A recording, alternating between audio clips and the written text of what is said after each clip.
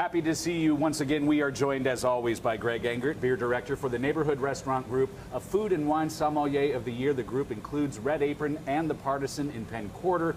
Also, Iron Gate in DuPont Circle. Greg, it is always good to see you. Good to see you too. What is on tap this week?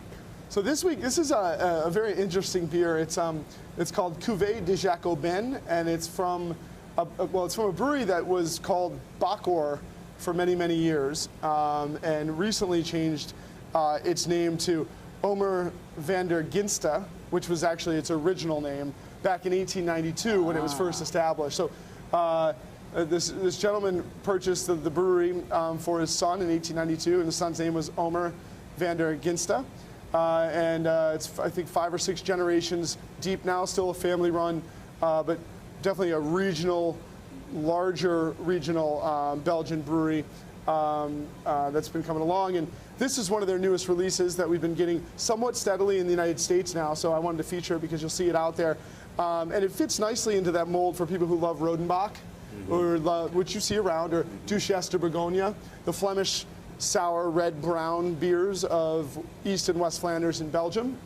Of course, our best known and one of the most amazing American versions of that is La Folie from New Belgium, which we see in the area a couple times a year.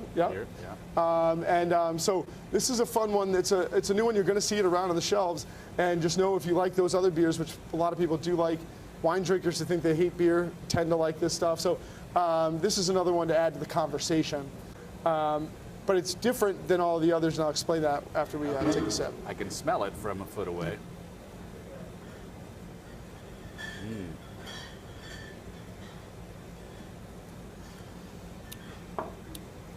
Refreshingly tart, definitely has some nice lactic acidity there. You find with this one too, you get, it's really crisp and dry and tart, sour on the palate. But in the nose, there's lots of malt character. It is aged in giant oak foeders, which look like barrels sitting on their ends, and they're very large. That's what New Belgium uses to age their red-brown ales to blend into La Folie. But you get some of the oak coming through, that kind of toasted vanilla note. There's a little bit of a dark sour cherry component from the fermentation as well. So pretty tasty beer. It's a nice ride over the tongue. I like the finish a lot too. Yeah. And I liked La Folie. I think I bought a couple bottles at the store after we featured it here. Yeah, oh yeah, and so, it's awesome. Yeah, that's year. real nice. It's really, it's tasty and like really funny because you think of like an amber brown beer that's Belgian. You're thinking malty, maybe a little bit richly sweet up front, fruity, spicy.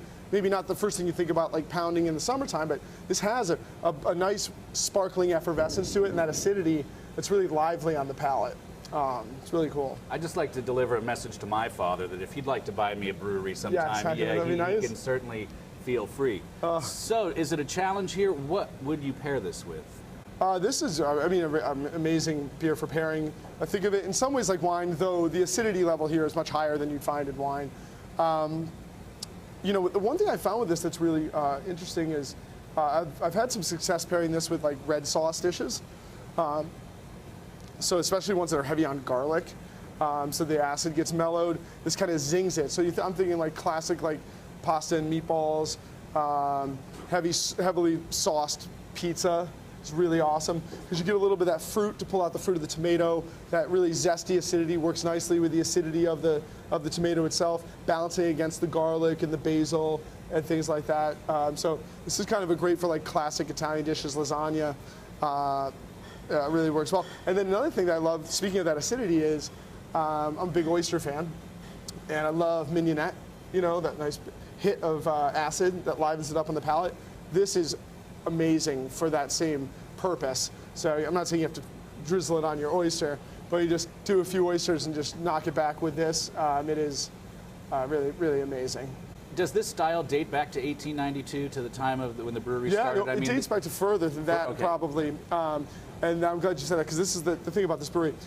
So the Flemish like red ale, Flanders red ale, Oud Bruin style are these beers that are reddish brown in color.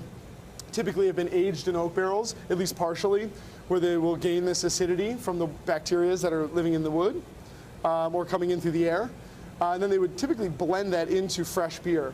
I mean, it just makes it stretches longer. It's the same thing. Porter brewers in England learned this from the Flemish brewers, that if you age a large amount of beer for a long period of time, say 18 months, it gets really sour, but then you only need a little bit of it to blend into a fresh beer to get you that sweet and sour component you're looking for. So now you've got a beer that tastes like all of it's been aged for that long, but it's much more economically feasible. So that's kind of where it comes from, using lots of oak barrels. Like I said, like Rodenbach did it, survived all the way through. Verhaeghe with the Duchesse de Bourgogne. This brewery is different though. They started in 1892 making this kind of classic oak-aged blended sour brown ale. But they had aspirations, and so in the 1920s, as Pilsner became all the rage throughout continental Europe and the world, they actually installed equipment to be able to brew bottom-fermented lagers and then to properly cold mature them. And then they called this beer Bockor, which I mentioned earlier. So Bockor, because Bock is like a German strong lager, even though this wasn't strong, and or golden in French. So Bockor, golden lager. This beer dominated for them. So they were one of those Belgian brewers that was basically brewing 99% Pilsner and then some specialty sour brown ales on the side. But then they started to make, but then as time went on, they started to hit all the popular categories. So they started making a wit beer. After wit beer caught on in the 60s, they still make that. They started making sweeter lambics. When Lindemann's Framboise really took off and sweet lambic was all the rage, they started making those. So they actually have a cool ship at the brewery. This is where they're different. They're not in and around Brussels like the other lambic brewers are. They're in West Flanders, but they have a cool ship where they allow the beers to spontaneously ferment. And for this beer, which they introduced more recently, they actually mash in a brown red beer, leave it in the cool ship so the wild yeast and bacteria kind of jump in, and then they put in those oak foeders where the spontaneous fermentation continues. There's other wild yeast and bacteria in the barrels that will continue. So in some ways this is lambic, but in other ways it's not. Like they don't use, it's too dark and it's not brewed with unmalted wheat. So it's kind of lambic meets sour brown ale. And this was kind of they're changing again now. So they're still selling a ton of Bockor in Belgium, the Pils, but they just changed the name back to Omer van der Ginsta because they wanted to get away from being the Bockor Pilsner brewery. Okay. They wanted to showcase they're doing so much more. They came out with a beer called Omer, which is a really delicious Belgian blonde ale recently. They're really brewing a lot of this kind of traditional sour beer again, getting away from the sweeter stuff and the Pilsner and moving more towards the beers that export markets like American market are looking for. They're off to a good start. Greg, thank you as always. Thank you. Everyone, please always do drink responsibly and be sure to bring your thirst next time for another Beer of the Week.